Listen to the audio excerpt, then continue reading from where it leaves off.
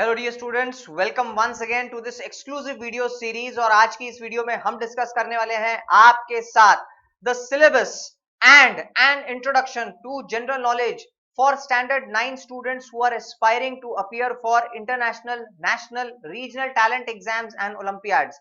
इस वीडियो में हम कुछ क्वेश्चंस के साथ साथ आपके साथ कंप्लीट सिलेबस डिस्कस करने वाले हैं, ताकि आपको एक बहुत ही क्लियर आइडिया आए कि जनरल नॉलेज के सेक्शन में किस तरीके के सवाल पूछे जाते हैं। So let's quickly start with our video and move ahead with the questions and the syllabus. सबसे पहले स्टूडेंट्स, आप अपनी स्क्रीन पे जो देख सकते हैं, सबसे पहला चैप्टर होता है प्लांट्स एंड एनिमल्स का।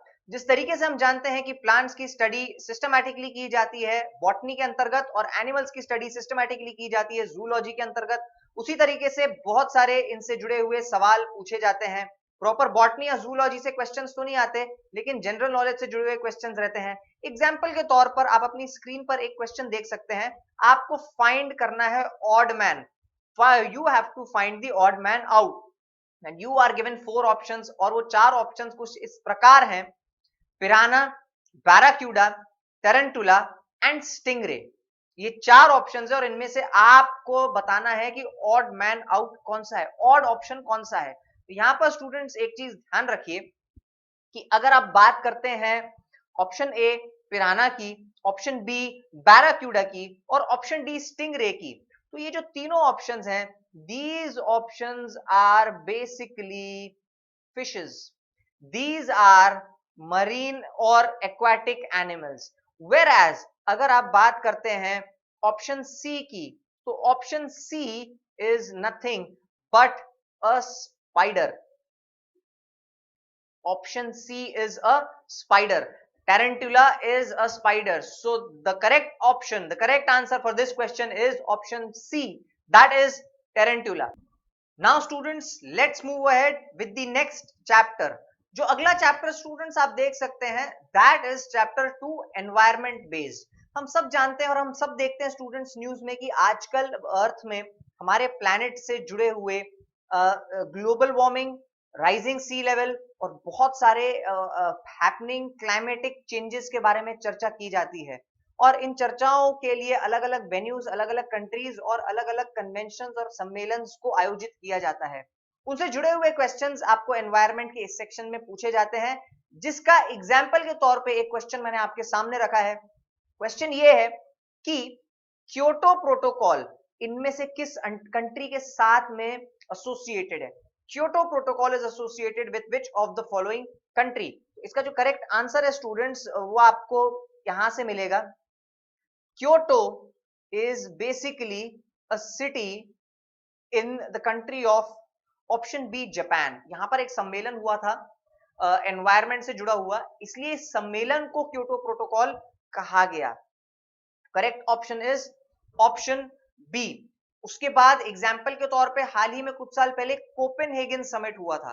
तो कोपेनहेगन समिट जो है वो डेनमार्क से जुड़ा हुआ है। इस तरीके से समिट हो सकते हैं।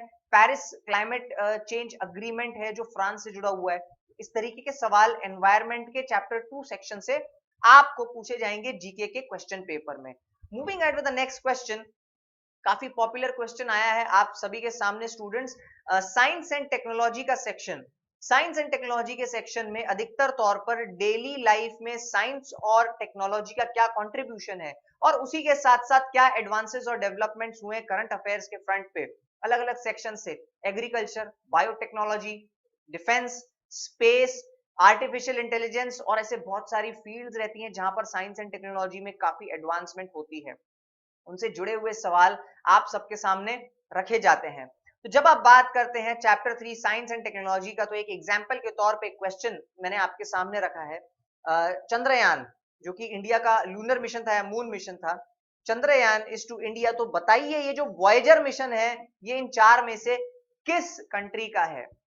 तो ये जो वॉयेजर मिशन है ये basically belongs to option D, that is US. India की जो स्पेस ऑर्गेनाइजेशन है दैट इज इसरो, जिसका गठन हुआ था इन द ईयर 1969। और यूएसए की जो स्पेस ऑर्गेनाइजेशन है दैट इज नासा, जिन्होंने 1969 में सबसे पहला इंसान भेजा था चांद पर। सो वॉयजर जो स्पेस मिशन है, it is basically associated with the country USA. तो इसका जो करेक्ट आंसर है that is USA. Moving ahead, जो चौथा चैप्टर है उस चैप्टर का नाम है इंडिया एंड द वर्ल्ड। हम सब देखते हैं आए दिन बहुत सारी कंट्रीज में अग्रीमेंट्स होते रहते हैं, नेवल प्रैक्टिसेस और मिलिट्री प्रैक्टिसेस होती रहती हैं, बहुत सारे कॉन्फ्लिक्ट्स चलते रहते हैं और बहुत सारे ऐसे कन्वेंशंस होते हैं जहां पर ऑर्गेनाइजेशंस और कोऑपरेशंस एक साथ मिलकर किसी भी मुद्दे के ऊपर चर्चा करते हैं। ये सब इवेंट्स इंडिया के साथ किस तरीके से जुड़े हुए हैं और इंडिया की फॉरेन पॉलिसी को किस तरीके से इफेक्ट करता है, उसको स्टडी किया जाता है under the head of India and the world. और उसी से जुड़ा हुआ एक सैंपल क्वेश्चन मैं आप सबके सामने रखता हूं। Recently India inaugurated first of its kind in the continent of Africa, this is important, and international Mahatma Gandhi convention centre in which of the following country. इनमें से कौन सी कंट्री में इंडिया ने हाल ही में international Mahatma Gandhi convention centre की स्थापना की है, जो कि अफ्रीका के कॉन्टिनेंट में अपने आप में ऐसा पहला है। सो इसका जो करेक्ट आंसर है students that is option B, Niger. That is option B, Niger.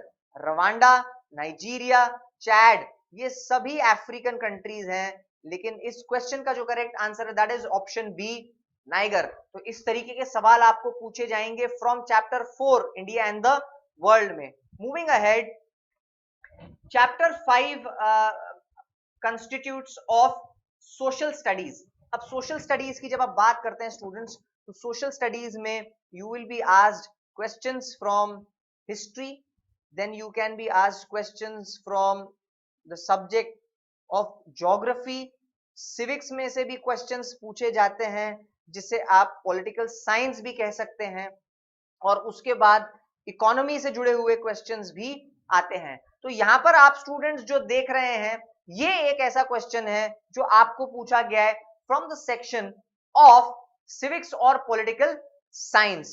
Now the question is article 352 to article 360, article 352 to article 360 deals with which of the following provisions of constitution of India। तो यहां पर students आपको options दिए हुए हैं, alternatives दिए हैं, एक एक करके हम उसे डिस्कस करते हैं। Union and its territories option A है। So basically union and its territories article 1 to article 4 में डिस्कस किए गए हैं। अगर आप बात करते हैं फंडामेंटल राइट्स की, फंडामेंटल राइट्स डिस्कस किए गए हैं from article 12 to article 35 of constitution of India. और फंडामेंटल राइट्स की तर्ज पर फंडामेंटल ड्यूटीज को डिस्कस किया गया है आर्टिकल 51 ए में। इसका जो करेक्ट ऑप्शन है students that is option C, emergency provisions. Emergency provisions को डिस्कस किया गया article 352। Article 352 is presidential rule, article 356 is national emergency जो 1975 या 1975 में लगाई गई थी, और आर्टिकल 360 इज फाइनेंशियल इमरजेंसी जो लकीली हमारे देश में आज तक कभी डिक्लेयर नहीं की गई है। So correct answer for this particular question is option C, that is emergency provisions. Okay students, moving ahead with the next section, chapter 6 constitutes of language, literature and media। Language, literature और media से जुड़े हुए questions इस particular section से निकाले जाते हैं और जनरल नॉलेज में पूछे जाते हैं। एग्जाम्पल के तौर पे Magsaysay award is conferred bye which of the following country. हम सब जानते हैं जिस तरीके से हमारे देश में जो हाईएस्ट सिविलियन अवार्ड है जो कि सिर्फ भारत के नागरिकों को दिया जाता है वो है भारत रत्न। उसी तरीके से अगर आप देखेंगे तो जो नोबेल प्राइज है वो नोबेल प्राइज दिया जाता है स्वीडन की तरफ से, नोबेल प्राइज दिया जाता है स्वीडन की तरफ से। और उसी तरीके से आपको पूछा गया है कि बताइए मैग्सेसे अवार्ड्स इनमें से किस कंट्री के साथ में जुड़ा हुआ है, या which country मैग्सेसे अवार्ड्स किस कंट्री द्वारा दिया जाता है, और these awards are conferred by which of the following country. So इसका जो करेक्ट ऑप्शन है students, the correct option is Philippines. Philippines द्वारा ये वाले अवार्ड्स दिए जाते हैं सभी इंडिविजुअल्स को जिन्होंने अपनी अपनी फील्ड में उत्कृष्ट योगदान दिया है। इस तरीके के क्वेश्चंस पूछे जाते हैं लैंग्वेज, लिटरेचर और मीडिया से। अब आगे बढ़ते हैं, चैप्टर 7 आता है स्टूडेंट्स, ये चैप्टर होता है स्पोर्ट्स का। स्पोर्ट्स जो कि बहुत से स्टूडेंट्स का फेवरेट सेक्शन होता है, क्रिकेट, फुटबॉल, आईपीएल और ना जाने जितने भी हैपनिंग स्पोर्ट्स इवेंट्स हैं across the world, including Olympics, Commonwealth games और बहुत सारे दूसरे टूर्नामेंट्स, उसके आधार पर इन क्वेश्चंस को पूछा जाता है। एग्जाम्पल के तौर पे मैंने आपके सामने 2 क्वेश्चंस रखे हैं, बहुत रीसेंट क्वेश्चन है ये वाला स्टूडेंट्स, इसमें से इसका जवाब आप में से काफी स्टूडेंट्स को पता होगा। Which Indian cricketer recently broke Sachin Tendulkar's record to become the fastest to score 12,000 ODI international runs?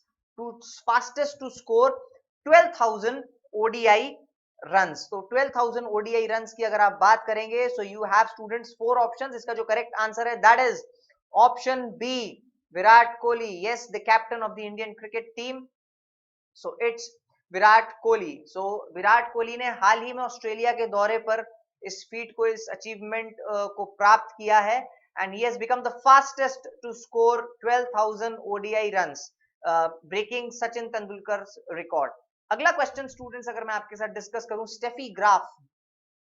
Steffi Graf ये किस स्पोर्ट के साथ एसोसिएटेड है? तो बहुत ही फेमस और प्रचलित खिलाड़ी रही हैं ये, जर्मन ओरिजिन की, और ये एसोसिएटेड रही हैं with the sport of lawn tennis. Tennis के साथ ये एसोसिएटेड रही हैं। तो फुटबॉल, स्विमिंग और बैडमिंटन ये तीनों ऑप्शंस इनअप्रोप्रिएट, ये सही नहीं है। इसका जो करेक्ट ऑप्शन है, इसका जो करेक्ट आंसर है that is option A, tennis.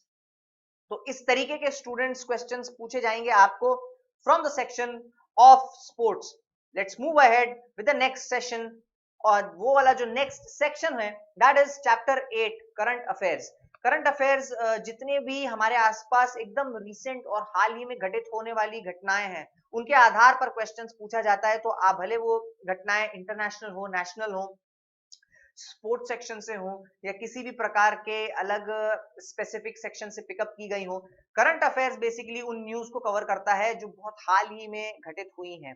Current affairs के एग्जाम्पल क्वेश्चंस अगर मैं आपके सामने रखना चाहूं तो ये हो सकता है that OIC council, OIC organisation of Islamic countries, OIC Council of Foreign Ministers for the year 2021 is going to be chaired by which of the following country?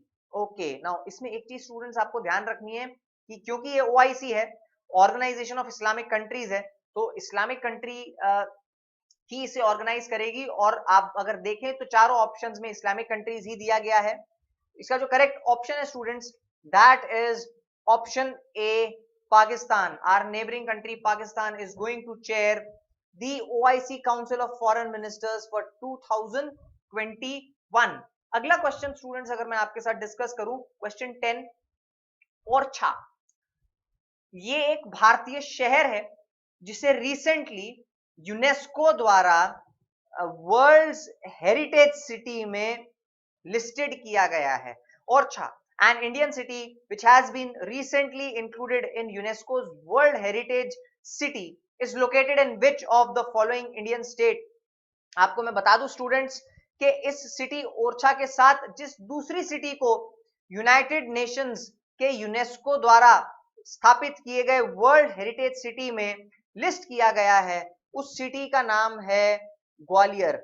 ये सिटी बहुत ही फेमस सिटी है, और ग्वालियर ये लोकेटेड है in the state of MP, और on the same lines Orchha is also located in Indian state of Madhya Pradesh. तो मध्य प्रदेश में भी जो सिटी लोकेटेड है दैट इज ओरछा। तो ओरछा और ग्वालियर दोनों मध्य प्रदेश में लोकेटेड है। तो स्टूडेंट इसका जो करेक्ट आंसर है, the correct answer is option B, that is Madhya Pradesh. So इस तरीके के स्टूडेंट्स हम इस तरीके के क्वेश्चंस आपको पूछे जाएंगे जनरल नॉलेज के सेक्शन में। और अभी इस वीडियो में मैंने आपके साथ डिस्कस किया है complete syllabus with sample questions of an introduction in general knowledge for standard 9th students or all aspirants who want to appear for Olympiads and talent search exams. और भी ऐसी वीडियोस के लिए हमारे साथ जुड़े रहिए, बने रहिए and keep learning. Thank you so very much.